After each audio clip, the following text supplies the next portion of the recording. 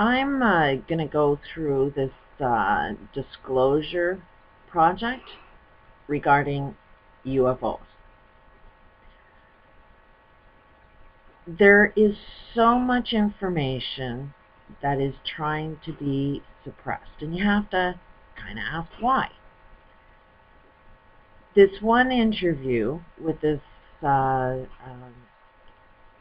don't know his name, but he did one short little interview about the whole disclosure project that I watched. And I'll go through the film and sort of give my analysis of what this guy's talking about. From the one first interview, which I'll put a link below, he's saying that the presidents aren't even allowed access to this information or they're dead. So who is the one threatening that if you have too much information, you should be dead? Or who's threatening that you can't see this information? It's another human being. So why does another human being not want you to have access to information? And it's all about control. And yeah, there's talk about they want to weaponize outer space. Kind of look at what Stephen Hawking has said in an interview, that you can see it online, that here's a brilliant mind that's saying we should explore outer space because we as humans don't know how to solve problems. Some of these brilliant minds are the ones that are the most screwed up. They can't comprehend how to sustain human life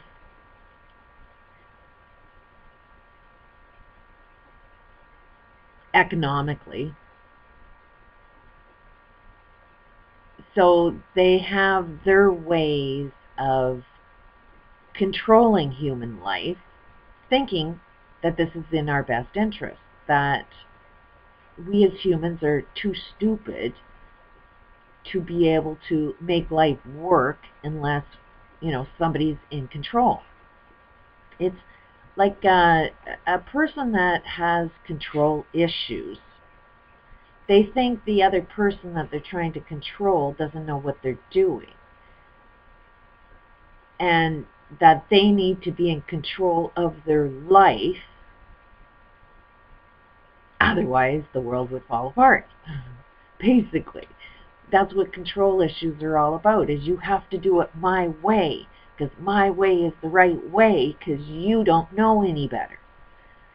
The problem with a control issue is that they lack self-control. That's where the insanity comes in. They can't control their own lives. They can't make their own lives work. Their rules that they set for humanity or for another person, they can't follow their own advice. But they feel everybody else should follow the advice that they don't follow themselves. It truly is a form of insanity.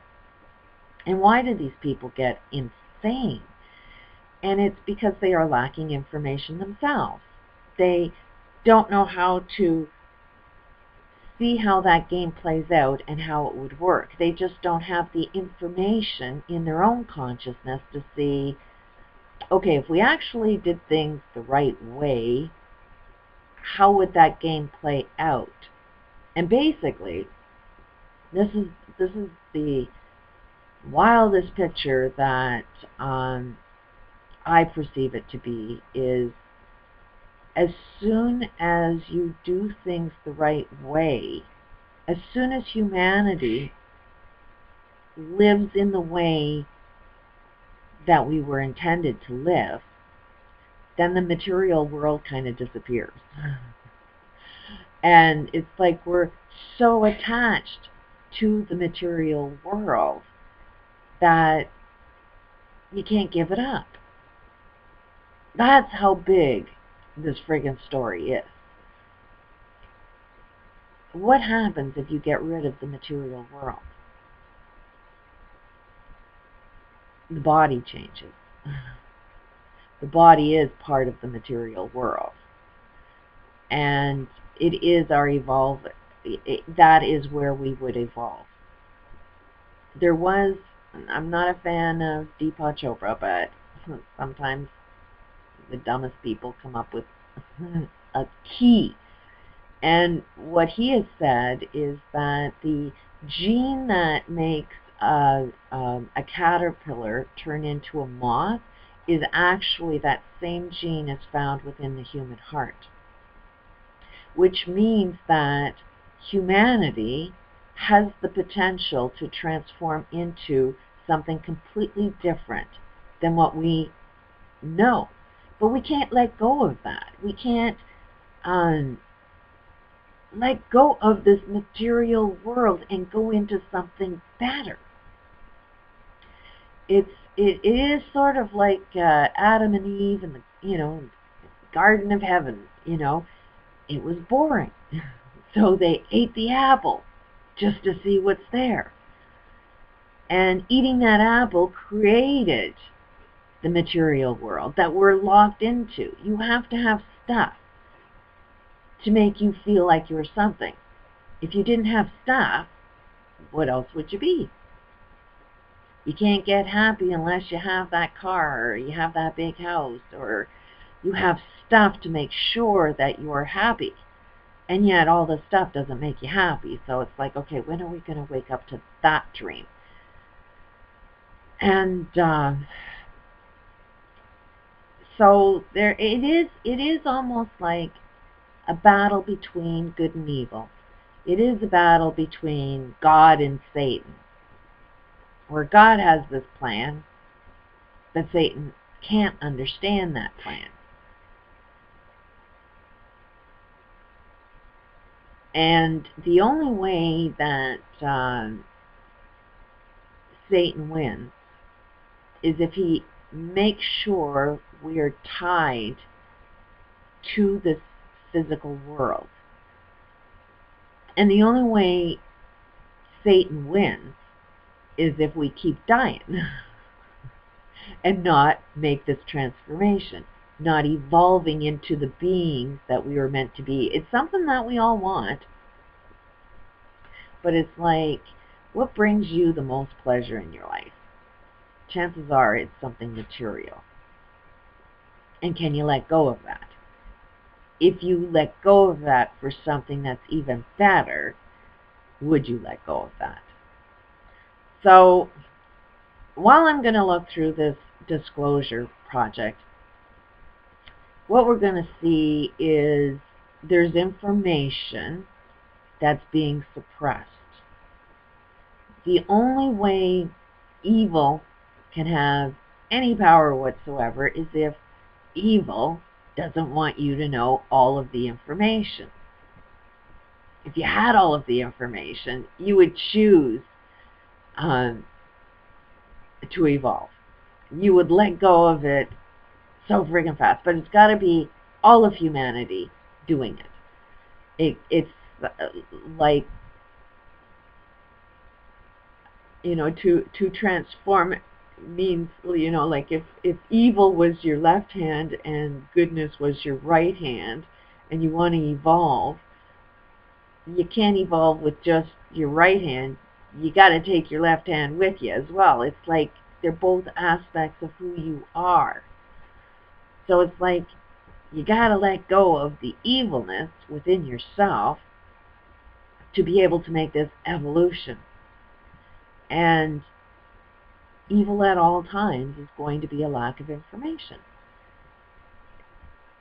And it's really funny because it was like, oh, you ate the apple, you went for the information, but in eating that apple, in taking that step to go out of like the Garden of Eden, you didn't realize that you were entering into a linear perception where information was going to come one word after another word after another word. And in order to gain all information, it would take generations and generations and years of experience Because when you get just a piece of the puzzle, just one piece of the puzzle means I'm still dealing with the problem. It's irritating. It will hit your emotions. You'll react poorly. Um, so the goal is to get all pieces of the puzzle, all pieces of the information. And once you get all pieces of the information, you can put the puzzle together and you can see the picture. And once you see the picture, it's like, okay, I get it. I understand what information does. And that's like spreading light on particles so you can see what's in the room. So it's like, I can really understand why they worship the sun, because the sun enlightens. But the only ones that feel that they are enlightened or sun worshippers are the ones that are working so hard to keep information suppressed. And the controllers that worship the sun, they're lacking information. They have highly educated people that think that they know it all because they've got a piece of paper that says, I went to school and here I am, I'm the smart guy now. I've taken more courses than you. I am connected with a different source, or, once they figure they got all of the answers, then they feel that they have one up on the game. They see a better game, and they feel they need to control everybody else in the direction of where they think they're headed. The problem is that they didn't get all of the information. That's why they're still insane. That's why they still appear like they only got a piece of the puzzle. Because as soon as these elites, as soon as these controllers get all the information, they won't do what they're doing. But they're lacking information. And where's that information that they're lacking from? Most of this technology that, from this disclosure project, I'm sure, I will presume before I even watch it, that we, the people, come up with all of these ideas. And as soon as we come up with these ideas, all on our own, without an education, you will only find this information if you don't go to an education. If you access an information field, if you access your own personal power, if you access your personal mission, there's a reason you're on this planet. You come with a piece of that puzzle. So it's like every ounce of humanity needs to hear itself. It is like a hologram. If you understand how a holographic image works, every part of that image has information of the whole, but actually only focuses on one aspect of what it makes. So we all have access to all information. We just don't know how to tap into that. But the way, or the key to tap into that, is by cooperation and hearing each other. We need to know how to communicate effectively and listen to each other and get rid of contradictions, because most of everything we believe in is filled with so much contradiction. So while we have our communication and spread information, actually listen to everybody. Everybody on the planet has a say in something. We have to be able to learn how to receive that information, at the same time be able to distinguish what's a contradiction. And as soon as you're being told, hey, that doesn't quite make sense because it's contradicting itself here, that will be offensive, and we don't want to know that we're wrong. So we actually have to say what it is we know and anticipate there's aspects of what you know to be wrong, and you have to be willing to say, I'm wrong. Everybody on the planet has to be able to say, could be wrong. Otherwise, you'll be stuck in your own friggin' insanity. That's why I've tapped into somewhat of this all-knowing, and within this all-knowing, it told me you don't know it all. But it told me how I can find out all, and that's by everybody on the friggin' planet has to have their piece. It's like we have to be on a mission to say, what's your secret? You know, what information are you bringing to the table? Or else even teaching people how to find out how to tap into their information and be able to share it. That's the only thing that I know for sure is, um, I know without a question of a doubt, um, I don't have all of the answers until we communicate with everybody on the planet. That's a given. I know that one for sure. But do I have the whole complete picture? No. Not until we all learn how to receive information and find out where we're wrong. Because everybody on the planet's wrong about something. But everybody in the planet has the key to everything that's right, but we need to learn how to access that and communicate that, send and receive information, and then we will evolve. But getting back to the first interview with this is, there is a human, a group of humans that are suppressing information. Why are they suppressing it? What are they doing with the knowledge that they've gained? You know, like, it's not a secret that they're doing nothing with. It's a secret that they only gain the most control because they have the secret. It's not like there's aliens out there. There is the unseen, seen and unseen. And the only problem that I have is, and the best way to explain it is, we once thought the planet was flat, then we found out it's round, now we're finding out it's not even round, which makes all of the other planets not as round as we think it is.